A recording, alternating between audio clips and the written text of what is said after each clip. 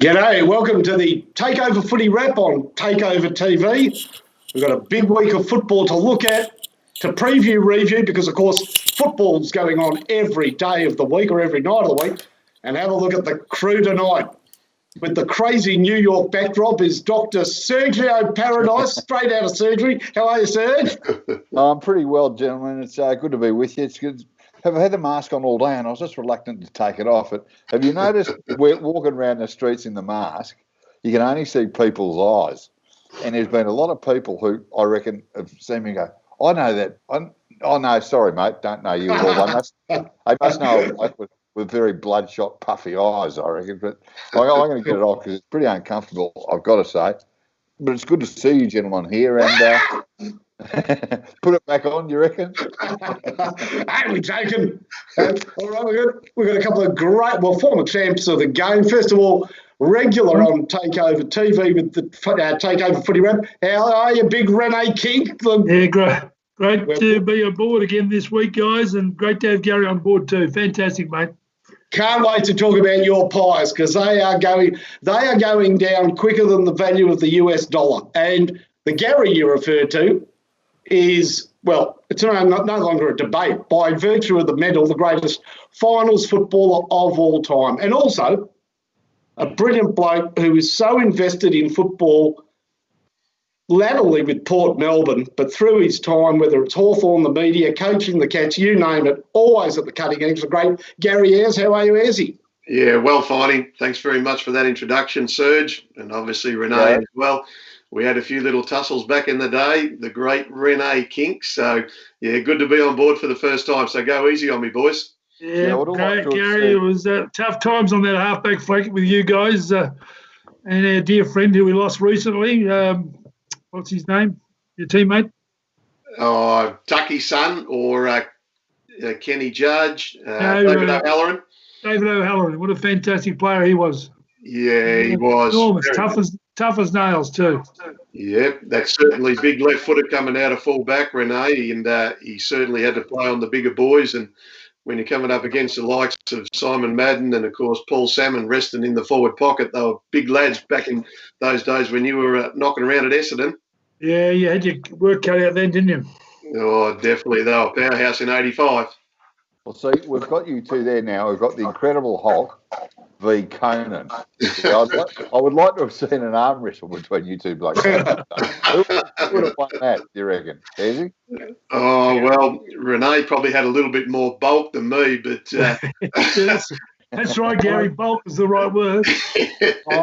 I'll tell you what, at your peak, two of the really the sort of ideal, what we thought back then, maybe not now with all the running and all the non-contact that goes on, but the two bodies almost that you wanted in league football, weren't they, Serge? You just wish guys in your team were either like Gary or like Rene. I mean, because I tell you what, it was a pretty physical game, and these blokes very rarely came out on the wrong side of the ledger. Oh, exactly. I mean, and also Rene being a hairdresser and Ayresy being possessing one of the great mullets in AFL history. I mean, Luke Jackson down at Melbourne has just had his cut, which as soon as I saw it last week, I thought, he's gone the Gary Ayres, the classic. The classic late 80s model. The question I like to ask Gary is all this hub business going on. I don't know how we would have handled a hub back in our days. It'd been locked away in one of those resorts somewhere in WA or Queensland. I think we could have got up to a bit of trouble, and I certainly wouldn't have gone to the hairdressers or had to go to tennis. I think some other devious issues could have happened amongst the boys and would have caused hell.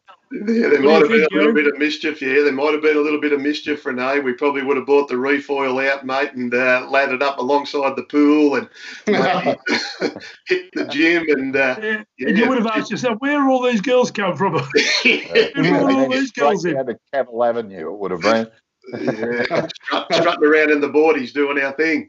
I reckon you all would have had to probably put in 50 grand before you went, knowing that you're going to get an absolute swag of fines and just cop it. There would have been sort of spottings of different people elsewhere. Somebody would have seen Platin in an ice cream parlour. the boys, Brereton Colin Robinson would have been cutting a rug somewhere at a nightclub. There would have been sightings everywhere. It would have been like gold for the AFL. Yeah, but I think if there's anything like our trip to Thailand and those particular places back in those days, I think you would have been using more the words like Goldfingers or something like that. Imagine the drink cards back in the day, and of course there might have been a few get out of jail cards floating around too, I reckon. Oh, yeah. Now, Izzy, you're still coaching Port Melbourne, obviously this season's shot to death. But is that a new sponsor logo you've got on your Port jacket that we can see there on camera?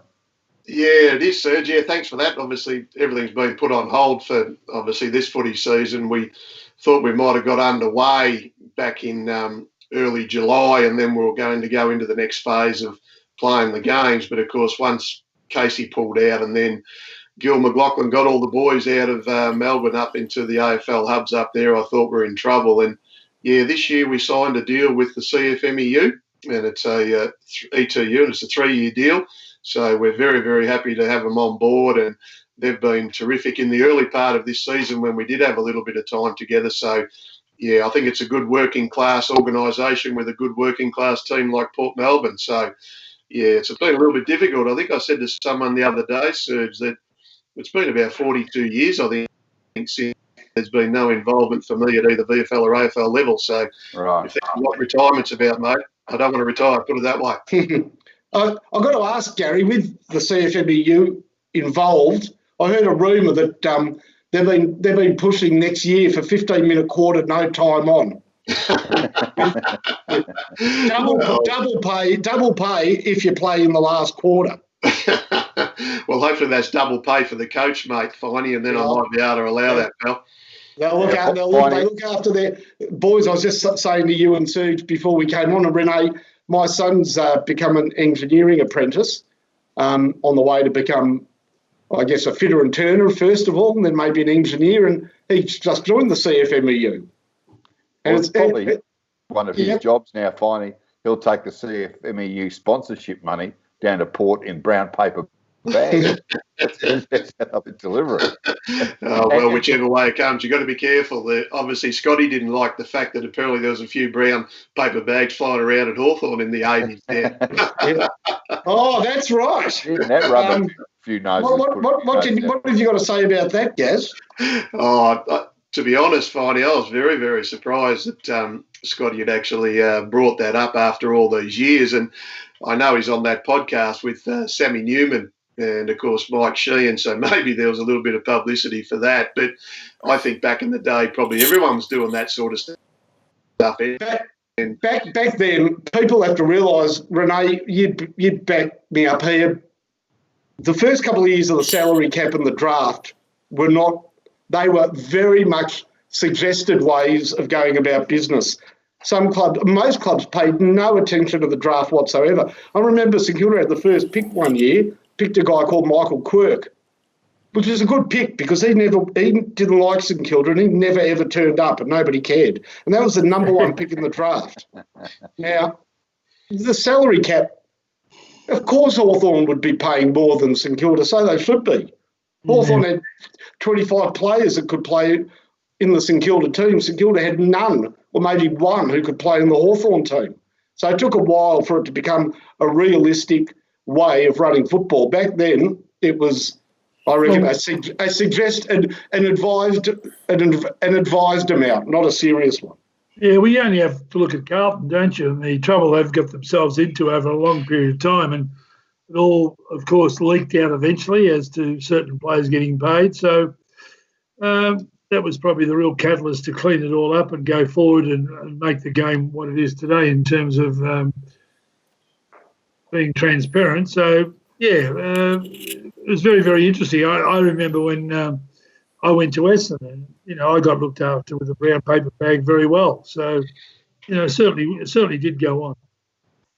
Well, you remember back those stories from the Richmond era, from probably going back even further than the new blokes that we're talking about. Back in the 70s, Graham Richmond would turn up with a handful of, Polaco business shirts and flowers for the player's mum, and that would often be enough to get the job over the line. You know, That got Royce Hart. Yeah, and then he flew to Tassie and wooed his mum and gave his dad some business shirts. Done deal. Not a bad deal. He had another trick though, Graham Richmond. He had a much more effective trick. It was a beauty. The worst part about it was, though, boys, there wasn't a lot of money flying around in that sort of late 70s and early 80s anyway, because we're all obviously part-time working, whether Rene was hairdressing or I remember working in an insurance job and building in-ground swimming pools, and it probably really wasn't until late 80s that you started earning a bit of coin. And again, at Hawthorn, the coin didn't really matter so much because you were quite keen on playing in a winning team, winning finals, and then hopefully playing premierships as well. So, and a lot of us got that wish, which is what we all did footy for, to be honest. Yeah, I was just saying about Graham Richmond. This was another one. He famously did this, and I can't remember the player. There were a few recruits that required a bit of money to get their signature, and he went to one young fellow's house and he tipped a bag of crisp $20. You remember the old $20 paper notes and the $10 notes, and they were all on the table. Reds and the Blues, yeah. and he said to the kid's father, he said, "Well, that's for you if the boy signs." And he goes, "Well, that's good." And then he reached out and grabbed a handful, put it in his pocket. And he goes, "What are you doing?" And he goes, "I keep doing that till you sign, mate, so I'll do it rather quickly." Yeah, they're great old stories, aren't they, if you come across them? Or maybe just, as you talking about Hawthorn and the big money hadn't arrived yet. I remember Dermot, your old teammate Dermot Brereton has said it a few times that the first real issue he had with Hawthorn was that they wouldn't give him $30,000 a year, which is what he wanted. When you think now, you know, $30,000 is coins in the ashtray kind of stuff. What players get now, you know.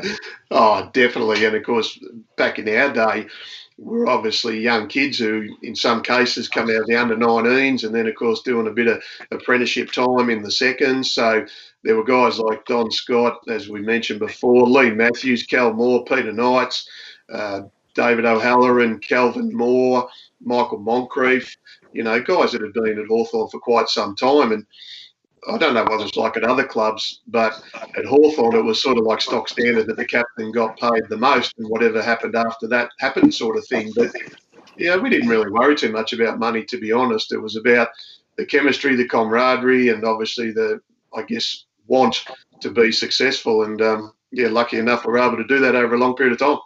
Well, when just then when you named 7 or 8 players in a row, every one of them was a champion or a superstar. I mean, that was the sort of team that blokes like you were sort of the next generation, you and Brett and Dunstall and Flatten and these guys. You came into that side. It must have been. Did you feel slightly overawed when you were playing with, you know, Lee Matthews and blokes like this, and then go, how do I actually fit into this team? Now, that was a star-studded lineup.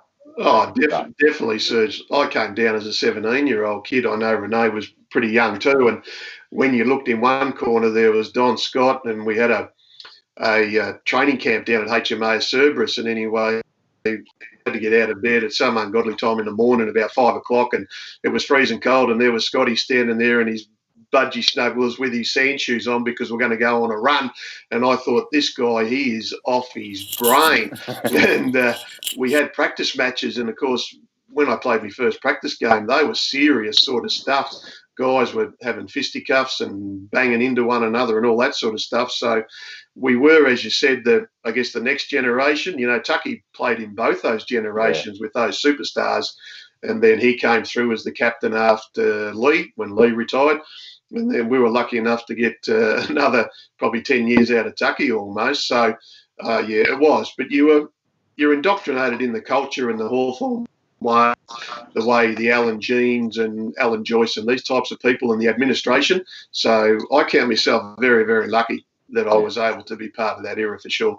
Absolutely. There's a great story out of Hawthorn. It was a intra-club practice match, and I can't remember who the player was. Not a great player, And he got told, he looked at the team sheets and he saw he was playing on Matthews, and he went and complained to John Kenny. He said, mate, Kelvin's going to kill me, mate. He's a bloody, he's dangerous, that Kelvin. I'd rather not play him. And John goes, don't worry, it's his younger brother. It's a kid called Lee. and at half time, the guy went up to I think his name was Ross Brocon or something. He went up to Kennedy and said, put me on Kelvin. Yeah, I actually played on Lee Matthews a couple of times in practice games when I was, I guess, going around as a back pocket then. And he certainly didn't play like a normal forward pocket, little rover. He would stand on your head. He would be lightning quick on the lead. He could turn just very, very sharply with those tree trunk thighs. And he ended up kicking, I think, 90 goals one year from full forward. Yeah. So that says about the quality. I was just about to say, as you mean, we look back at Lee Matthews and again, wrong necessarily to compare eras, but back then he was your classic midfielder who then went to rest in a forward pocket, which they don't do anymore. But he would consistently kick 5 or 6 goals a week, sometimes 7 or 8, as a rover resting in the forward pocket. He was an absolute freak of nature. I remember the first game one season. It was the early 70s. And I loved footy. I just loved every game, and I loved the start of a new season. And I reckon it was the first or second game because we were away at Warburton Chalet. And somebody said Lee Matthews has kicked 11 against Essendon or something at the start of the season. And I was only young, and I thought, my God, he's a rover. What's going on there? You remember Bomber Hendry, of course, Gary and Rene. You would have played against Bomber Hendry. Great bloke, Bomber. A left footer, very, very good player. Very skillful player. Yeah, he taught me a great lesson, Bomber. What's that, Finey? I can't give the exact expression, but he said, always look for a girl that, if you're ever going out to a club or whatever, look for a girl who smokes cigarettes. Because if they smoke cigarettes, then that's not all they do. Anyhow, what a lot of bullshit that is. Things have changed now. They do, there's other signposts. He goes, smokes, mate. Smokes and something else, but I won't say it. But he used to say, when I played footy, Peter Hudson used to say, always keep both eyes on the ball, no matter where the ball is, even when it goes through the goals. And I said to him one day, you got to be kidding, mate. I keep one eye on the ball and one eye on that bastard Lee Matthews, because if he's not in front of me, if he's coming from behind me, I'm not 100% sure I'm going to be around for the rest of the game. He said he always kept an eye on Lee because he went so hard at the ball. Yeah, sure. From a Collingwood point of view, I saw it all the time. He's probably one of my top 5 players, but I still put Phil Carman in as the best I've seen played with. Yeah, because he was so unique before his time, but he didn't have the consistency, of course, that Lee had. But that's you can say that about a lot of players. He was a superstar, though, Phil Carman. Yeah. He was very different, and. But just from a football point of view, he was like a modern day footballer. He was just a natural athlete as well as having every football skill known to man, and better than most. Here's something I don't get. I'd love to ask you two guys. Now, I saw this Isaac Kaynor do this, and I also saw one of these first gamers going around last night for Brisbane, Ballenden, I think. Phil Carman had it. How can a player, and Hipwood has it, how come some players can pick the ball up 60 metres out and with no effort, it goes sailing through the post 3/4 high? Now, just some players have, and they're not always the biggest players, they have this timing and they can kick the ball a mile. It's great to see. I mean... Finey, I know what it's all about. It's called ability. Yeah. So I think I might have done it myself once. At the top, well, I was going to say both of you guys were great kicks as well. And I'm not talking about accuracy because you're both beautiful kicks, but also I'm talking about distance. It is ability. Then how comes there are some guys that just play at the top level and can't kick? Yeah, I think it's always timing and technique. I think, Finey, from what I sort of know about how you can actually make the ball go where you want it. I remember back in the sort of mid-70s, early 80s, there was a bloke playing for the Hawks and his name was Peter Manane. And Peter was a little left footer and used to sort of play wing, sort of half forward. And Peter was one of the longest kicks that I ever saw. And he was probably only about 5'8", 5'9", but when you looked at his technique, the drop of the ball, but also too his timing, that was what made the difference. I think was technique and timing, to be honest. Whereas other guys have got a two-handed drop, or they drop it from a higher height.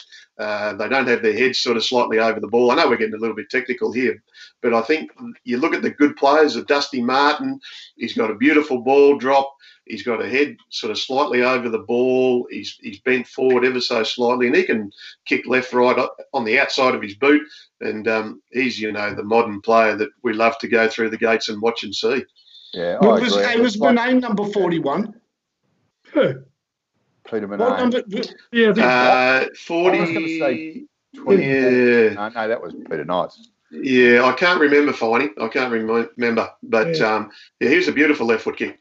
Yeah. See, I equate the players who can kick beautifully in distance and the timing very similar to. It's like if you watch Ernie Els swing a golf club, and if you stand behind him on the practice tee or at a tournament, and you watch Ernie Els, he barely seems to stroke the ball with any effort whatsoever, and he'll still fly 300 yards, which none of us could even dream of doing that, no matter how hard we hit the ball. He could never do what I did at Cheltenham one day, Ernie Els, if he tried a million times. What's that? I teed off, and a mate of mine was standing behind the tee at backward point, and I hit him. I missed his agates by an inch. Like, he was really lucky. But I don't know how I cut it backward to square. It was unbelievable. The biggest problem with golf for me, boys, is I'm left-handed. So I play a lot of military golf, left, right, when I'm going down the fairway. Yeah, I'm a lefty too, Gary. It's the same thing. I'm a lefty. I play right-handed until I get around the green, and I chip left-handed out of bunkers, and I putt left-handed.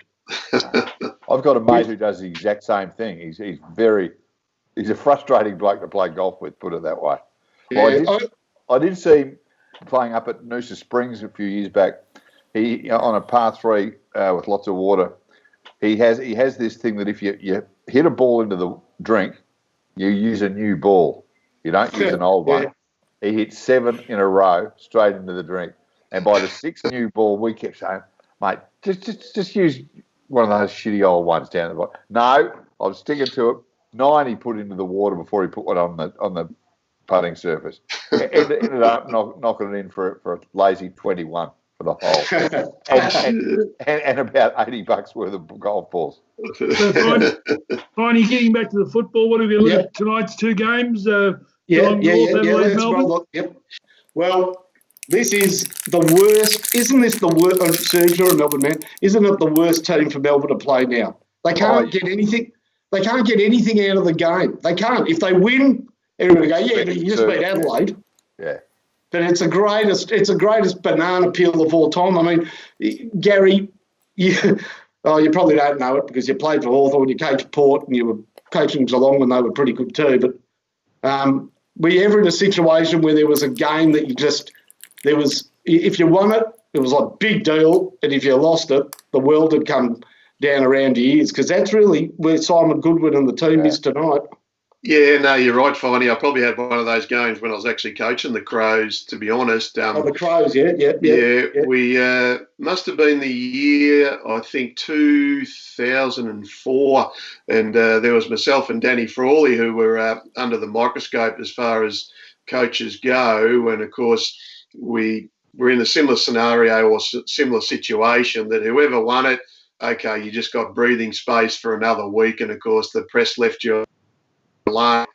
Of course, then if you lost, well, yeah, it was really, that was going to be it. You're going to be sacked on the Monday, and you couldn't do anything right. And fortunately, we got the chockies that night, and I remember seeing Danny later, and I just felt so sorry for him because I thought, his next week or so is going to be an absolute misery. But yeah, not too many teams. I think if they make the amount of changes that the Crows have done tonight in 8, I don't think too many teams come back and win a game. So, yeah, Simon Goodwin's had the blowtorch lit under him this week from the president, and obviously the fact that they played so poorly. So, yeah, there's a fair bit riding on it, but it does make you feel slightly better, Finey, if you have a win, regardless.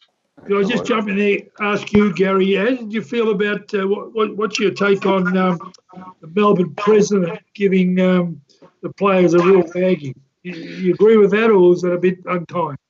No, I actually don't have a problem with it, to be honest, Rene. I think when you look at obviously his role, it is to be very much in the background. I don't know much about Bartlett myself, but it seems like he just gets and has all his faith in what the football department's doing. But let's be honest, he's in charge or has to oversee the members, the sponsors, and of course, they wouldn't be too happy, I wouldn't have thought, with what was served up last week. It can happen, as we know, from time to time. But I think if he's going to say something, certainly get on the front foot, but only do it just the once, because then obviously I think it's not going to mean anywhere much. So, yeah, I didn't have too much of a problem with it, mate, to be honest. And I would have liked to have seen him to address the players personally in the rooms. Yep. And keep it in-house and not sort of make it very public. I just felt that was not right. Yeah, he would have had to do it soon. See, as a Melbourne supporter, it's good to have one of our leaders or major leader actually come out and show a bit of passion and a bit of anger. I think the club's been sort of too nice for too many years, and every time somebody in Melbourne goes, now from now on we're going to be the hardest team in the league to play against. We're going to be this, we're going to be that. And then they never do it. So I had no problem with Bartlett coming out and saying it. But I agree with you, Gary, is that he doesn't need to do it every second week now. Then the message gets lost and people get a bit sick of you, you know. Yeah. And Finey, how do you think Reece Shaw's going at North Melbourne? He was a pin-up boy end of last year going into this year, and he's hit a hurdle. So how do you see North Melbourne and where they're at with Geelong tonight, and where's Reece as a coach going forward? Yeah, I tipped North Melbourne tonight. I'll tell you why in a moment. But interesting what he did last week, because he was obviously confident playing Adelaide that they could get a win, and he still wanted to make a bit of a statement. Pollock's numbers weren't bad, but obviously he'd done something that wasn't according to team rules. Probably kicked the ball, hit a target the way they were going. But you know, they won the game. Ben Brown, he said he needed a circuit breaker. I don't know, is circuit breaker the modern term for a disposal? Because what he needs to do is touch the ball. He doesn't need to break circuits. Anyhow, he gets a chance. Larky's out. Now, Geelong are quite inconsistent, I feel, and they've got a bit of a history in recent years, of playing well in big games and getting caught on the other side of big games. Now, they played a great game against West Coast, and that, I reckon, was almost the best game of the year, and with the crowd, almost the biggest. And then only a handful of days later, they've got to fly and build themselves up for North, who would love to get some sort of foothold with a win here. And just Geelong's history of doing great, really building up for big games and letting it slip the week after might come to play. I don't know. They should win, but I've tipped North. What do you guys reckon? What do you reckon, Rene? North is an interesting tip to go with. Their form last week, their last win was fantastic. They did a great job. But look, I don't know, Geelong was just sensational and probably could have won their game. A couple of easy shots they missed. So I would go for Geelong definitely to beat North Melbourne tonight. Yeah, I'd be the same as Rene. I'd go Geelong. And with I would go. I think that's always something that the good teams are very good, but they need their inspirational leaders and the players that step up, and Joel Selwood's been one of those. I think with the North Melbourne one and Ben Brown, again, we don't know what's going on within the four walls, and we're not involved 24/7, and even more so now with the hubs as well. But it seems a bit of a strange selection with picking Ben Brown after just being out for 1 week. So I know he likes, it seems like to me anyway, Rene, that he likes a particularly tall structure going forward, and he likes a like for a like when he's selecting and obviously demoting players. So I found that a little bit strange, and I know poor old Ben looks like he's had a fair bit going off the field as well, and we wish him all the best with those things that are going on. So, but I would have probably thought, no, they've got some momentum. They've had a different look forward line. Why not take that in and see if you can actually do it a second time around rather than just doing it the first time? I'm going to ask you this, Serge. Davis Uniacke, and he was good last week, has only played 2 games this year, and he's not playing tonight. It says managed. I reckon the word's mismanaged. Why would a young bloke who's just played 2 games and hit really nice form last week need this week need to have tonight off?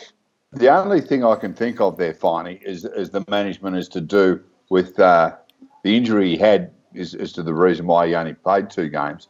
He went down sort of late in the pre-season in what I think looked like possibly being a season-ending injury, but he came back earlier. All I can think of is he might have a little bit of a twinge, and they've managed him that way. But you're right, though. His form last week has probably been the best it's been, and he's a talented young player, and he's the sort of young player you want to get games into rather than managing him off the field. You know what I mean? But I just reckon it must be a niggle from an injury. Now, Rene, I've got to ask you about Collingwood. They have... Well, Collingwood, Sydney, of course, Thursday night. I want to say it. It's too much fun not to say it. They are going shithouse. I enjoyed that. I told you, no Cox, no Collingwood. Oh, yeah, that's right. Oh, they've got a few Cox down there. Don't worry about that. He's going to Port Melbourne next year. They definitely want him there. We'll have him down there, Rene. He took us apart one day. I reckon he took about 12 or 13 contested marks. So we didn't have anyone on him. That's fair enough. No, we didn't have anyone that was about 210. Collingwood, Sydney tomorrow night. Sydney are going pretty ordinary this year. Buddy Franklin being out, of course, hasn't helped their game plan.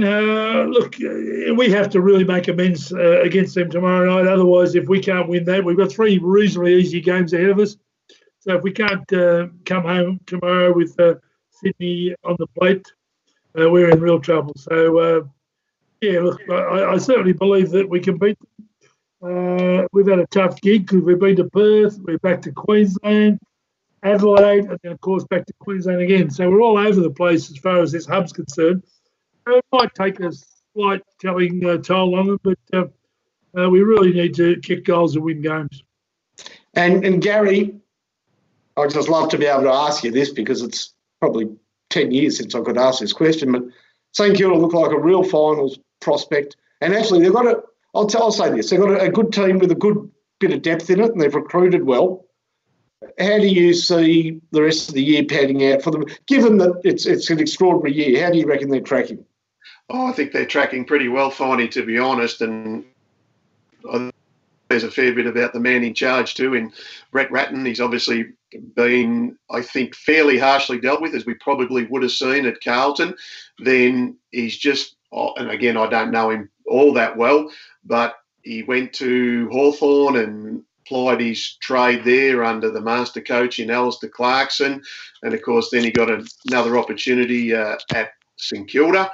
And he just, I think, has brought a breath of fresh air in with his positivity. It looks like his communication and the relationships that you see that he's building with the players are first class, and they identified specific needs. Sometimes, I guess, bringing that type of high caliber player into a club can maybe upset the chemistry, but they look like they're getting better and better. I think the ruck combination with Marshall and Ryder's excellent from a stoppage point of view, especially at the centre bounce. And Marshall's basically like his understudying, I guess, and he's pretty good around the forward line and general ground stuff. So I think St Kilda, if they can hold it together, they've actually added a fair bit of pace too, which they probably were a little bit slow. Someone like Jaron Geary's become more of a lockdown sort of high forward now rather than actually coming out of defence. So I think Rats has been amazing, to be honest. They did lose those 2 games to, who was it, North Melbourne and Freo, after probably being in front. But certainly at the minute, I'd think whether they can obviously win a grand final, that's, again, the unknown. But I think every club this year we've said that they could be premiership favourites, and then they've dropped 2 or 3 games. So I think this hub business must be pretty tough. But then again, Rene had remembered too, we were playing 3 games a week back in the day when they used to have the night games in the middle of the year. So we'd play Saturday, Tuesday and Saturday, and then there were state games. So it was pretty tough on the old boys then, but we just got on and did it, and we weren't even full-time, were we, Rene?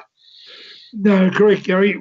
Look, with St Kilda, I like so much about them, and the only disappointment I've got with them at the moment is, can they kick enough goals to win enough games consistently?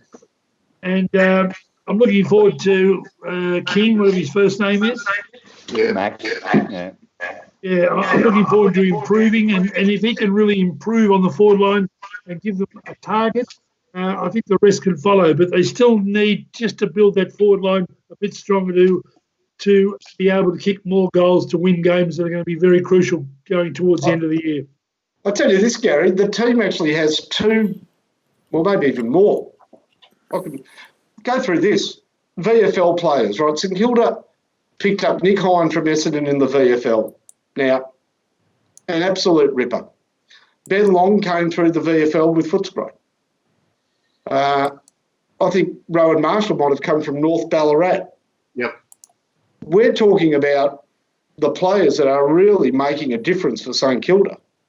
Absolutely, Finey. And the other one too has been the 2 young kids that have impressed me, Caulfield and Hunter Clark as well. Yeah. I think they show wonderful poise, and they've both got pretty good skills. And guys that they've picked up, as you said, from other clubs. Battle came from, where was he, GWS, I think, and he's added a little bit of another dimension to their forward line, being another bigger body. Well, Steele's from GWS, as you know, he's a ripper. Yeah, he is, and that was that pace that I mentioned previously with Hind, and I saw him playing for Essendon when we played him in the VFL, and he certainly impressed me. He had a little bit of go about him. He didn't mind taking the opposition on, and when you're a young bloke, that's what the coach should be doing, is giving these younger guys confidence to actually play to their strengths, play to their natural game, and just give them their head, if you like, to be able to do that, because, it could be just, God, how fast St Kilda. You don't know how good you can or can't be, and I think that's the attitude that Ratton's taken with St Kilda as well. You bet. Now, guys, before we do knock off, I was wondering if you've seen any cricket since it's come back, because I have seen the most extraordinary cricketer I have ever seen in my life playing Test cricket for the West Indies. Have any of you laid eyes on Rakeem Cornwall? How could you miss him? Is he the one that fields in first slip, second slip and third slip? Is that right? Well, anybody that's ever played park cricket has played with a bloke that they reckon used to be a good spinner, but he can only walk up 3 paces, he bowls it, and then you've got no idea where to put him in the field. For people who don't know, Rakeem's the heaviest cricketer ever. He played one game, they reckon he's over 140 kilos. I mean, he's 6'6", but he's played at about 145 or 150. Then they said, has he lost weight? Has he gone on a diet because he's lost 6 or 7 kilos? They said, no, he's just he's just had a shit. He's just he could lose 6 kilos in the toilet. This bloke is the least. If any sportsman I've ever seen, I got a shock when I saw him, because the first time I saw him, he was fielding. And he was fielding down a fine leg, and he sort of did 3 short steps to get the ball, and it came to him, and he thought, no, if I bend over, I'm going to rip my pants or something. And he just watched it go to the boundary. But he did take a good catch at first slip in that last match against England. Yeah, so did the bloke for Bermuda, mate, but that's a one-off. Remember Dwayne Leverock? Yeah. He also reminds me, Rakeem, of the... And you see him at every suburban footy club, has a bloke who looks like that, who plays full forward in the seconds or thirds. Yeah, and do you know what number they always give that bloke? Hey? You know what number they always give that bloke? Yeah. Do you know what number he wears? What club number? Number 11. And you know why? So they can call him brackets. Okay, we got another game. One more game to wrap up. One more game to wrap up, Steve. Essendon versus GWS. How are we looking there? Friday night. You'd have to back GWS here, Rene. Essendon are just too flaky for mine. And the Giants haven't been as good as they should have been lately for all their talent, but I still think they'll be too good for Essendon. Yeah, they should take care of them, shouldn't they? Yeah, they should. Yeah. They do struggle without Green, though. Yeah, that's true. Yeah. He is their key now, isn't he, Toby Green?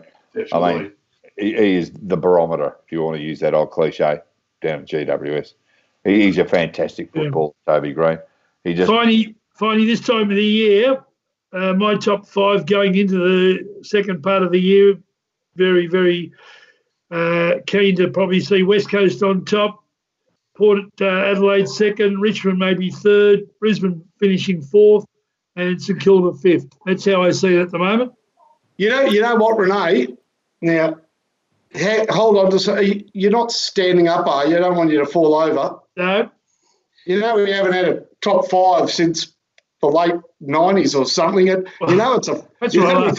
We go with the top 8 now. Apparently you do. But I'm not interested in the rest of them because they couldn't be to fly up a wall. Well, the next 3 sides, very, very hard to pick anyway. Well, you want me to put Collingwood in? You're joking, aren't you?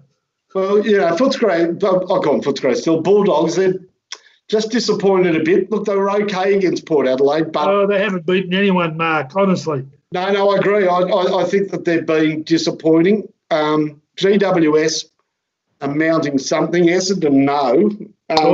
Geelong. You can never count them out. Now they've added Selwood, Stephen, and Stanley back into the team. That's not a bad inclusion, Gary. A lot of people say Geelong, and I'm one of them, get not assist. They absolutely deserve this. More power to them. But they probably get a couple of wins more a year out of playing at Cardinia Park. Yeah. Without that, do you think that they can make a serious challenge without that sort of home base as a bit of a refuge? Yeah. Yeah, I do think so, Finey. I think they've got some really good young kids too, and we see a lot of those boys in the VFL, obviously, but I think Parfitt's a pretty handy young kid coming in for them. I think young Simpson as well. And what Chris Scott's been able to do too is he's kept that team pretty much in the top 4 now for, the best part of probably 9 or 10 years. And he probably needs an ounce of luck, I guess, with a couple of things. And Tommy Hawkins probably cost him dearly last year when he got suspended. Was that in the semi-final? I can't quite remember, or maybe didn't play in the prelim from memory. So, yeah, I think they'll be thereabouts. And it's probably really the last swan song for a few of those boys, I guess. Unsure about Gazza Ablett, obviously Harry Taylor and those sorts of boys. So, yeah, I reckon they'll be somewhere thereabouts. Whether they'd be good enough, not sure. I think Port Adelaide, to me, seem to be the most consistent team going around. And, geez, after what Richmond did last night to Brisbane too, and they've got a lot of really top-end talent out, I don't think you'd discount them either. I'll tell you now, Gary, I'd beat Harry Taylor over 100 now. He is slow as treacle. He's got the best superannuation payday coming of all time. Yeah, I guess we wish we were still playing, mate, now. Oh, please. Hey, Serge, remember that band Jethro Tull? Yeah. I do, yeah. I think there's a brick. Is it Cameron Guthrie? Is he going for Ian Anderson's job as lead singer there? Sort of that or Catweasel? Can you see him playing the flute while standing on one leg? Gary, you're talking about playing football now. I'd have Incredible Hulk Astros on motorbikes. I'm telling you. I'd brain them. He took a beautiful mark last week and he thought, I'm off to the races here. I've just taken a great mark. Yeah. He got done for holding the ball, didn't he? Yes, he did. Pretty crucial time too. It was. Well, I reckon we're coming to the end of the program. Yeah. It's we got given a brief, boys. You know what the brief was? Don't drop out. Don't lose your connection. Don't drop out. And the main thing, don't have any family member walking behind us with no gear on. So I think we've answered all those questions. Yeah. Correct. Ticked all the right boxes. See you All right, later, well, fellas. we can That sit was back fun. tonight and watch a couple of footy games. We shall. Yeah. Good on you, boys. There's footy to be watched. Thanks a lot, Gary Ayres, Rene Kink, Sergio Paradise. My name's not important, but the show is. It's Takeover's Footy Wrap, and we'll be back next Wednesday to do it all over again. Thanks, guys. Good on you, boys.